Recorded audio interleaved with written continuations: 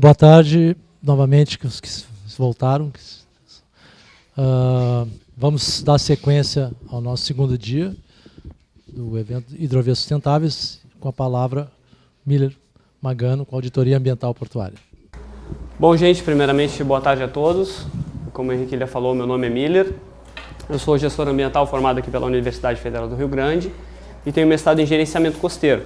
E estou aqui, então, a convite do professor Ícaro, né, para fazer algumas considerações e explanações acerca da auditoria ambiental, né, com enfoque portuário. Agradeço desde já o convite. Vamos adiante. Bom, quanto ao objetivo da apresentação, né, então o objetivo é apresentar de forma sintética o histórico das auditorias até a sua inserção no arcabouço jurídico ambiental brasileiro, alguns aspectos legais correlatos, então, à auditoria ambiental com enfoque na atividade portuária, além de experiências no âmbito do Laboratório de Gerenciamento Costeiro aqui da FURG. Bom, a apresentação está organizada da seguinte forma. Primeiramente, apresento um breve histórico, né, das auditorias ambientais, alguns aspectos legais, obviamente que o fito não é trazer diversas definições, aspectos muito teóricos, fazer um breve relato, então, sobre uma experiência com a auditoria ambiental portuária, falar brevemente sobre o perfil dos auditores ambientais vinculados ao Laboratório de Gerenciamento Costeiro da FURG e, por fim, o encerramento. Bom, alguns autores apontam que as atividades de inspeção e verificação de registros aconteciam na antiga Suméria. Então, isso há 4.500 anos antes de Cristo. Então, processos similares aos de auditoria já eram realizados, então, pela civilização conhecida também como os pais da escrita. Entre o século XIII e século XV, principalmente com o desenvolvimento da atividade econômica, né, atividade de comércio, atividade mercantil e também da contabilidade, a atividade foi se desenvolvendo e ganhou o nome de auditoria contábil. A partir do século XX, então, mais especificamente em 1970, nos Estados Unidos, algumas empresas começam então a realizar auditorias ambientais voluntárias, né? Principalmente começando a trabalhar o marketing ambiental e com vistas a reduzir, né, ações reclamatórias judiciais contra as atividades da empresa.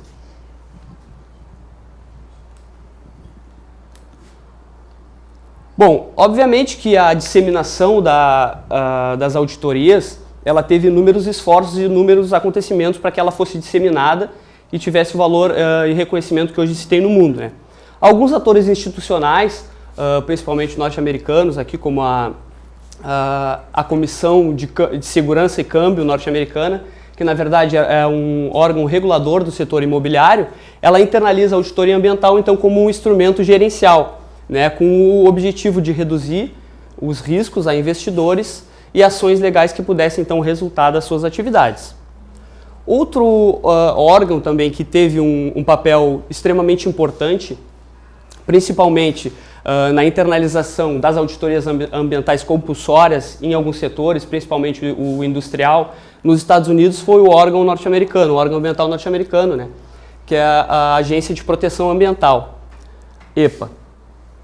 Um outro órgão também que teve um papel preponderante na disseminação e valorização dessa ferramenta foi a International Chamber of Commerce, né, a Câmara do Comércio Internacional.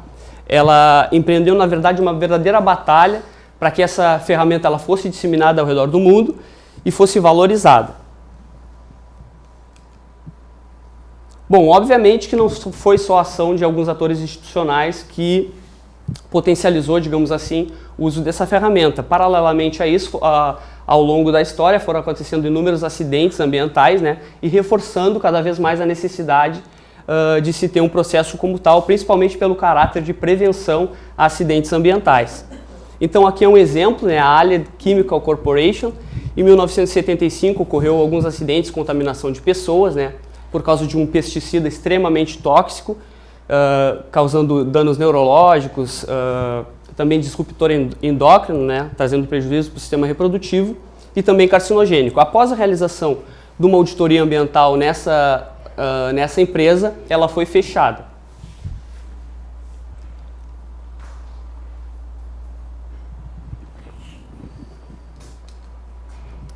Outro desastre de destaque, então, nesse cenário mundial, foi a Union Carbide, né, em Bhopal, em 1984, onde teve um vazamento de um gás extremamente tóxico, né, aproximadamente 40 toneladas, que tem uma estimativa de 2 a 10 mil vítimas. Bom, então no Brasil, no final da década de 80 e início da década de 90, algumas corporações, principalmente as multinacionais, começam então a realizar auditorias ambientais nas suas subsidiárias. Principalmente então matrizes alemãs, né, disseminam em suas filiais situadas no Brasil. Nessa mesma década, então, começa, né, a ter uma tendência normativa no âmbito das auditorias ambientais. Até o ano de 2010, alguns entes federativos então começam a regulamentar e disciplinar o uso dessa ferramenta, entre os quais o estado do Rio Grande do Sul. Bom, aqui eu trago alguns, né, desses entes federativos que internalizaram, destaco do Distrito Federal, que foi um dos primeiros, né? Então, foi promulgada uma lei dispondo sobre a realização de auditorias ambientais, que era operacionalizada, poderia ser operacionada tanto pelos agentes do Estado, né, pela administração pública direta, secretarias de meio ambiente, ou por profissionais autorizadas por estes órgãos. Outra que eu destaco, do ano de 1991, que é do Rio de Janeiro. Então essa lei tornou obrigatória a realização de auditorias ambientais em inúmeras atividades, né, potencialmente poluidoras, entre as quais as instalações portuárias. A primeira menção no arcabouço jurídico estadual, então, sobre auditorias no Rio Grande do Sul, foi através da Lei 10.330, de 94, que dispõe sobre a organização do Sistema Estadual de Meio Ambiente, também ressaltando que competia então aos órgãos executivos do meio ambiente, bem como as entidades vinculadas, realizarem auditorias de sistemas e controle da poluição nas atividades tão potencialmente poluidoras. Já no ano de 2000, então em agosto de 2000, é promulgado o Código Estadual do Meio Ambiente, e esse código então ele estabelece a auditoria ambiental como um dos 18 instrumentos. Então ela passa, né, todo esse histórico, ela vem a ser um instrumento de política pública atualmente. O que rege atualmente no estado do Rio Grande do Sul a realização de auditorias, exceto para as atividades portuárias, é a portaria recente da FEPAM de 2016, a portaria 32, então, que estabelece os critérios e as orientações para a realização de auditorias no estado do Rio Grande do Sul.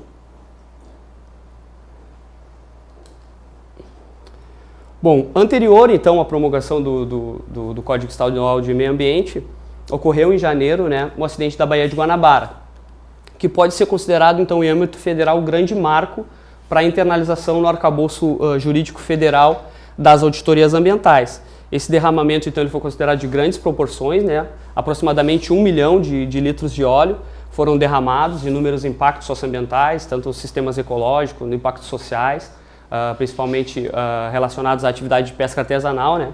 Proibiram a pesca artesanal durante algum tempo. Inclusive, os pescadores, eles até hoje buscam, né, ser ressarcidos porque tiveram a sua atividade de subsistência proibida.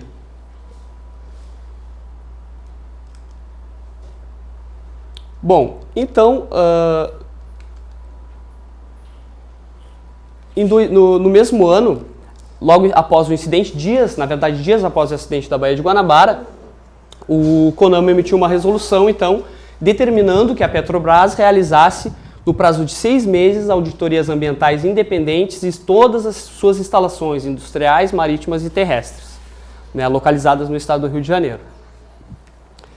Logo em seguida, a lei federal, então, a 9966 de 2000, né, que ela dispõe sobre a prevenção, o controle e a fiscalização da poluição causada por óleo em águas sob jurisdição nacional. Essa lei estabelece, no seu artigo 9º, e torna obrigatória a realização de auditorias ambientais bienais, independentes, com o objetivo de avaliar, né, os sistemas de gestão e controle ambiental em unidades petrolíferas e portuárias. Então, daí que surge, efetivamente, no âmbito federal, a demanda legal, a compulsoriedade de se realizar auditorias ambientais bienais. Essa lei também foi um marco, até fazer um parênteses, na verdade, porque ela estabelece, nesse caso da auditoria, a obrigatoriedade, mas também atribui uma responsabilidade ao Ministério do Meio Ambiente de definir as áreas ecologicamente sensíveis ao derramamento de óleo, né, que vai originar as cartas de sensibilidade ambiental ao derramamento de óleo, que inclusive foram lançadas há pouco, né, aqui pela equipe da FURG, atendendo uma demanda no Ministério do Meio Ambiente, e que o professor João Nicolodi vai falar amanhã. Sugiro que todos apreciem. Bom, então, um decreto federal, né, de 2002, ele dispõe sobre as especificações e sanções aplicáveis, né, às infrações das regras da lei do óleo. Então, estabelece para aquelas entidades exploradoras dos portos, instalações portuárias, operadores de plataforma, etc., que deixarem de realizar as auditorias ambientais, elas podem ser penalizadas, né? Então, a penalidade do grupo H, que na verdade acarreta em multa de 7 mil a 700 mil reais.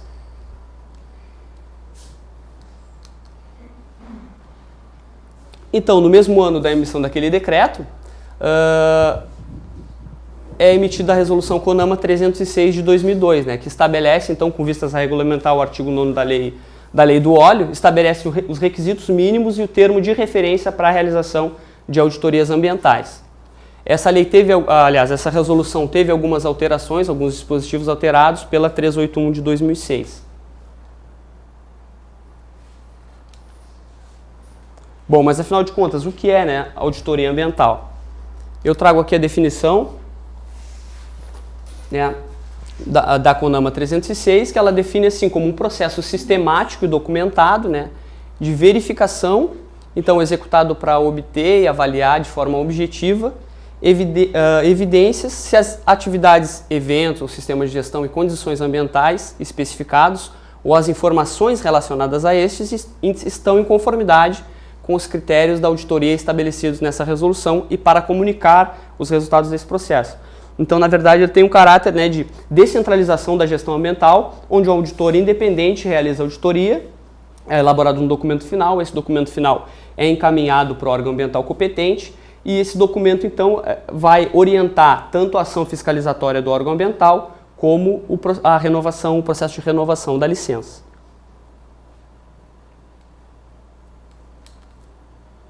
Bom, aqui eu menciono sinteticamente os principais documentos então, que permeiam o processo de auditoria, né? Entre os quais está o plano de auditoria, né, que é um documento que estabelece então, todo o planejamento da auditoria, estabelece quais os critérios serão utilizados, o escopo, né, o escopo geográfico, o lapso temporal, bem como a equipe, quais os recursos serão utilizados e também o cronograma. Um outro documento é o relatório de auditoria, né? Ambos esses documentos são de responsabilidade da equipe técnica de auditores. O relatório de auditoria, então, ele apresenta, né, entre outros aspectos, as conformidades, não conformidades e eventuais pontos de melhoria identificados, então, no processo de auditagem. E, por fim, o plano de ação, que é um documento, então, elaborado pelo empreendedor, né, com vistas a definindo então as ações corretivas que serão aplicadas para as não conformidades identificadas no processo e reportadas no relatório de auditoria.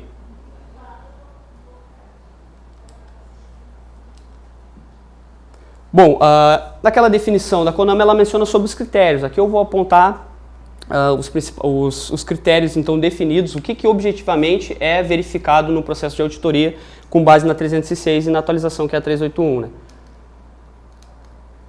Então, quanto ao cumprimento da legislação ambiental aplicável, o processo de auditoria envolve, entre outros aspectos, né, a identificação e verificação da conformidade da organização com a legislação federal, estadual e municipal, bem como normas ambientais vigentes, então as normas técnicas existentes também são utilizadas, identificação da existência e validade das licenças ambientais, verificação do cumprimento das condições e restrições estabelecidas na licença, identificação da existência e verificação do cumprimento de eventuais acordos, né, tanto o termo de ajustamento de conduta como o termo de compromisso ambiental.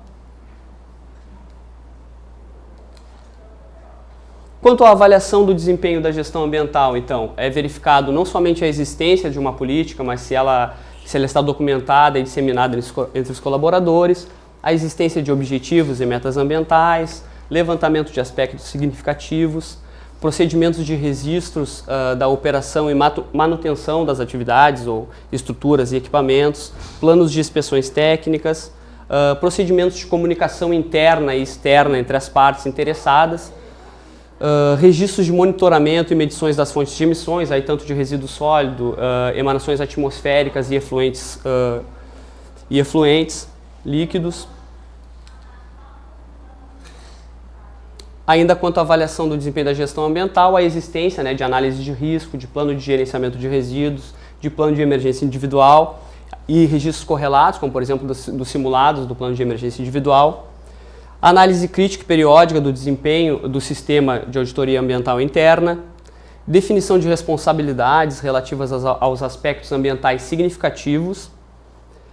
Aí registros de capacitação de pessoal, procedimentos e mecanismos de controles e registros, ocorrência de não conformidades e condições de manipulação e estocagem de produtos perigosos.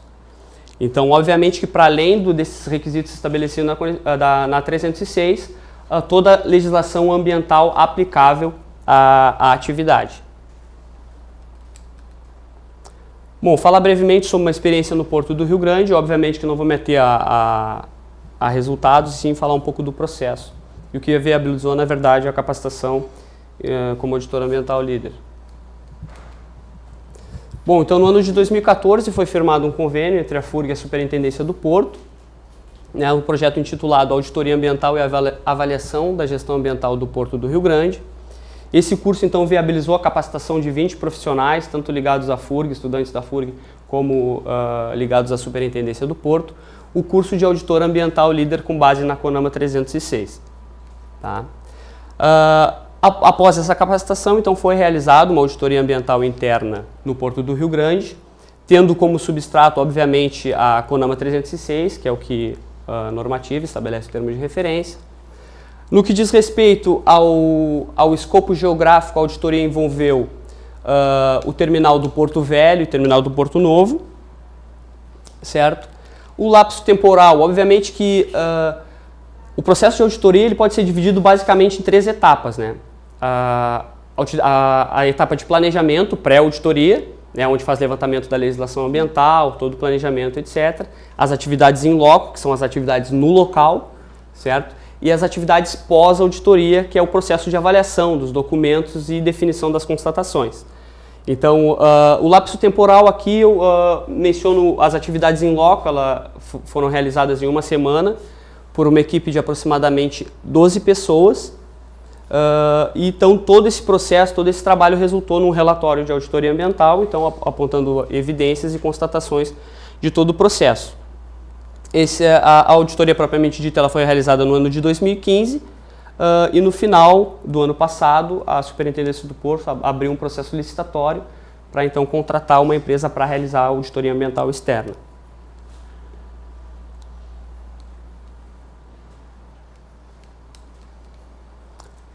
Bom, só fechando aqui em relação a essa experiência, foi uma experiência significativa, né, então para ambas as partes, acredito tanto para o Porto quanto para a FURG, possibilitou a experiência prática e todos os conhecimentos teóricos adquiridos ao longo da capacitação foram testados e é um processo bastante importante que acreditamos que tem aportado subsídios preparatórios para a Superintendência do Porto para a realização então da auditoria externa. Bom, perfil dos auditores ambientais, então, vinculados ao Laboratório de Gerenciamento Costeiro. Existe, então, uma equipe multidisciplinar, então, formada por gestores ambientais, geógrafo, bióloga, oceanóloga e bacharel em Direito, todos com o curso de formação de auditor ambiental, com líder, né, com base na CONAMA 306, e com alguns finalizando o processo de pós-graduação estricto sensu. E outros já mestres. Bom, encerramento. Bom, finalizo a apresentação, né, destacando a importância, né, desse instrumento, de um instrumento estadual de política pública mesmo, né, cujos resultados eles devem então subsidiar o aprimoramento do desempenho da gestão ambiental. Um instrumento que foi internalizado principalmente após um acidente da Baía de Guanabara, então que mostra o caráter reativo, né, de certa forma, do poder público, espera que o grande problema aconteça para depois regulamentar de forma efetiva. Então é regulado então, pelo disciplinado em âmbito federal, para o setor portuário, e ressalto que a formação e as experiências vivenciadas, aí experiências não apenas na Superintendência do Porto, mas também no campus universitário aqui da FURG, que realizou o primeiro processo de auditoria ambiental interna. Obviamente que não é uma instalação portuária, mas é um empreendimento extremamente complexo e dinâmico, né? Então também foi outra experiência vivida. Então essas experiências e a formação nos permite então que os profissionais vinculados ao laboratório, né, que a gente possa então contribuir no que diz respeito a auditorias ambientais e também na manutenção, né, auditorias ambientais específicas para portos ou atividades correlatas, obviamente, e que contribua ainda, né, com a busca pela tão sonhada sustentabilidade dos nossos sistemas costeiros. Aí eu trouxe ali aquela que a Barragan define a sustentabilidade como um processo que envolve, né, 4 dimensões. E ele é um nosso referencial teórico, em grande parte. Então, aqui está a gente conseguir compatibilizar essas dimensões na busca de um desenvolvimento mais sustentável. Aqui as referências. O meu muito obrigado. Então, estou caso existam perguntas, disposto a respondê-las, se estiverem ao meu alcance. Perguntas? Considerações?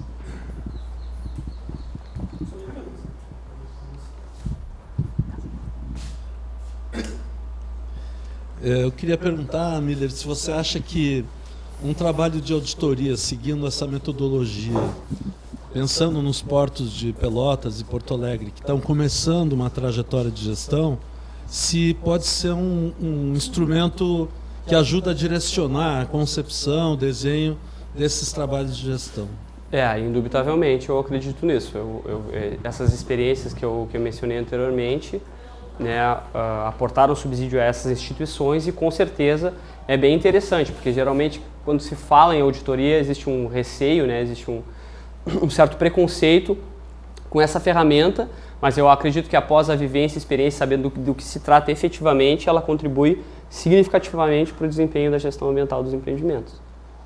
É necessário desmistificar, então, essa visão que se tem, de certa forma, preconceituosa com essa importante ferramenta.